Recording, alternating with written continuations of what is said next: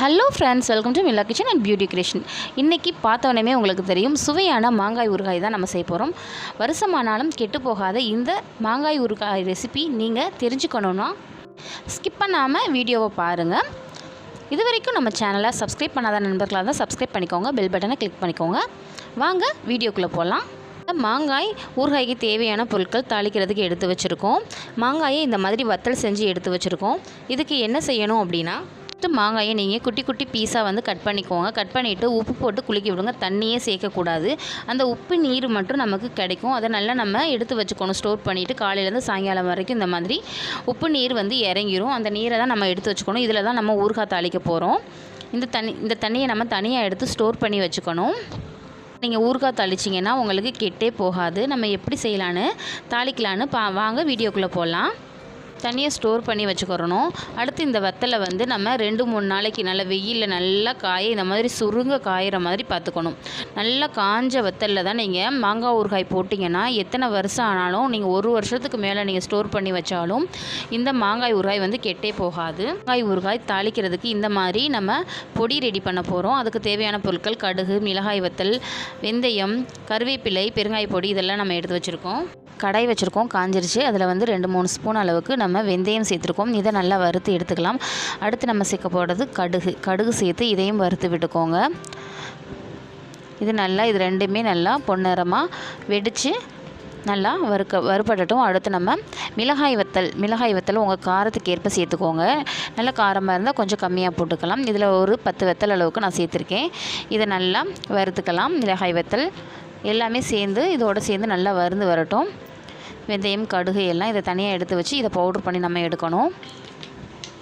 இப்போ இதையெல்லாம் நான் மிக்ஸி ஜாரில் சேர்த்துட்டேன். ஆற வச்சு சேர்த்துக்கோங்க.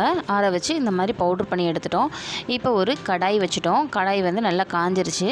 எப்பயுமே நம்ம ஊறுகாய் தாளிக்கணும் அப்படின்னா நீங்கள் நல்லெண்ணெய் சேர்த்துக்கோங்க. நல்லெண்ணெயில் தாளிச்சிங்கன்னா ரொம்ப நல்லது. நான் நல்லெண்ணெய் தான் சேர்த்துக்கிறேன். நல்லெண்ணெயில் தாளிச்சிங்கன்னா உங்களுக்கு கெட்டு போகாமலும் இருக்கும். உங்களுக்கு ஊறுகாய் ரொம்ப டேஸ்ட்டாகவும் இருக்கும். இப்போ ஒரு 4 கிலோ அளவுக்கு மாங்காய் அறுத்து நம்ம காய வச்சு வத்தல் பண்ணியிருக்கோம். இதில் வந்து ஒரு 200-250 மில்லி அளவுக்கு நம்ம வந்துட்டு நல்லெண்ணெய் சேர்த்துக்கலாம்.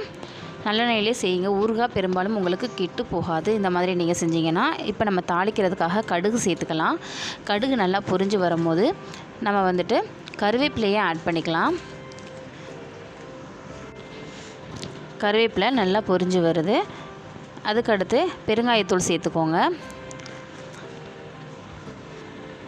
இப்போது நம்ம அரைச்சி வச்சுருக்கோம்ல, ஊறுகாய் பொடிக்கு ரெடி பண்ணோம்ல, மிளகாய் வத்தல், வெந்தயம், கடுகு, அந்த பொடியை வந்து சேர்த்துக்கலாம். இதில் வந்து நமக்கு வந்து மிளகாய் வத்தலோட கலர் வந்து ரெட் கலராக நமக்கு கிடைக்கும். தேவைன்னா உங்களுக்கு ஃபுட் கலர் கூட ரெட் கலரில் லைட்டாக கொஞ்சம் நீங்கள் ஆட் பண்ணிக்கலாம். அடுத்து நம்ம தண்ணி எடுத்து வச்சுருக்கோம்ல, ஊறுகாய் தாளிக்கிறதுக்காக மாங்காயில் இருந்து தண்ணி, அந்த உப்பு நீரை வந்து நம்ம சேர்த்துக்கலாம். இந்த தண்ணியில் தான் நம்ம ஊறுகாய் செய்யணும். அது பாட்டுக்கு உங்களுக்கு வருஷம் ஆனாலும் கெட்டு போகாது. டேஸ்ட்டாகவும் இருக்கும். மாங்காய் தண்ணி இது. மாங்காய் ஊற வச்ச தண்ணி. மாங்காயில் வந்துட்டு நம்ம தண்ணியே சேர்க்கலை. அந்த உப்புலேருந்து கரைஞ்சி வந்த தண்ணி தான் இது கொதிச்சிட்ருக்கு. இது நல்லா கொதிச்சதுக்கப்புறமா நம்ம எடுத்து வச்சுருக்க மாங்காய் வத்தல்களை சேர்த்துக்கலாம். இந்த மாங்காய் வத்தல் நல்லா வந்துட்டு நல்லா கிளறி கொஞ்சம் நேரம் ஒரு 5 நிமிட்ஸ் நல்லா வேக வச்சுட்டு நீங்கள் வந்துட்டு அடுப்பை ஆஃப் பண்ணிக்கோங்க. ஆனால் இது வந்து தண்ணி இப்படியே தான் இருக்கும். இப்போ நீங்கள் நைட் தாளிச்சிங்க அப்படின்னா ஒரு 3 மணி நேரம் 4 மணி நேரம் காலையில் நீங்கள் பார்த்தீங்கன்னா இது நல்லா உங்களுக்கு ஊறி மேலே எம்பி நல்லா ஃபுல்லாக அந்த தண்ணியெல்லாம் உறிஞ்சி எடுத்துரும். இப்போ நீங்கள் காலையில் செஞ்சீங்கன்னா நைட் கிடைக்கும், நைட் செஞ்சிங்கன்னா காலை அந்த மாதிரி வந்துட்டு இந்த தண்ணியெல்லாம் உறிஞ்சி எடுத்துக்கிறோம், அப்சர்வ் பண்ணிக்கிறோம். இந்த தண்ணி இவ்வளோ இருக்குன்ட்டு நம்ம ஃபீல் பண்ண தேவையில்லை. ஊறுகாய்க்கு ப்ரொசீஜரே அதுதான். உங்களுக்கு நீங்கள் கொஞ்சம் நேரம் கழித்து ஒரு 4 மணி நேரம் 5 மணி நேரம் கழித்து பார்த்தீங்கன்னா உங்களுக்கு அந்த தண்ணியை வந்து உள்ள மாங்காய் வந்து அப்சர்வ் பண்ணி இழுத்துக்கிறோம். இது நல்லா ஊறினதுக்கப்புறம் நம்ம வந்துட்டு நம்ம காலையில் நான் உங்களுக்கு காமிக்கிறேன் எப்படி இருக்குன்னு நீங்கள் பாருங்கள். காலையில் வியூ உங்களுக்கு எப்படி இருக்குன்னு பார்க்கலாம். பாருங்கள் எந்த மாதிரி இருக்குன்னு. அந்த தண்ணியை வந்து ஒரு சொட்டு இல்லாமல் அப்படி உறிஞ்சி எடுத்துருச்சு. மாங்காய் வந்து அந்த மாங்காய் நீரை வந்து உறிஞ்சிருச்சு. இதுதான் மாங்காய் ஊறுகாய் செய்கிறதுக்கான ப்ரொசீஜர். இந்த மாதிரி ஒரு சொட்டு தண்ணி இல்லாமல் அந்த மாங்காய் வந்து அந்த தண்ணியை பூரா, அந்த மாங்காய் ஊற வச்சு தண்ணியை பூரா அப்சர்வ் பண்ணிக்கிறோம். இந்த மாதிரி தான் பாரம்பரிய ஊறுகாயெல்லாம் செய்வாங்க. இந்த மாதிரி நீங்கள் செஞ்சிங்கன்னா ரொம்ப டேஸ்ட்டாக இருக்கும். 1 வருஷம் ஆனாலுமே கெட்டு போகாது. அதுக்கடுத்து நீங்கள் வச்சுக்கிட்டிங்கனாலும் கூட இந்த ஊறுகாய் கெட்டு போகாமல் இருக்கும். இது ரொம்ப டேஸ்ட்டாக டேஸ்ட்டாகவும் இருக்கும். இந்த மாதிரி தான் எங்கள் வீட்டில் வந்து செய்வோம் ஊறுகாய். அதை வந்து நாங்கள் உங்களுக்கு அப்லோட் பண்ணி நான் காமிச்சிருக்கேன். இனிமேல் ஒவ்வொரு ஊறுகாய் ரெசிப்பியாக உங்களுக்கு நான் அப்லோட் பண்ணி காமிக்கிறேன். எனக்கு நீங்கள் கமெண்ட்டில் சொல்லுங்கள் அடுத்து என்ன ஊறுகாய் செய்யலான்னு சொல்லிவிட்டு நான் உங்களுக்கு செஞ்சு காமிக்கிறேன். இந்த வீடியோ உங்களுக்கு பயனுள்ளதாக நான் இருக்கும்னு நான் நினைக்கிறேன்.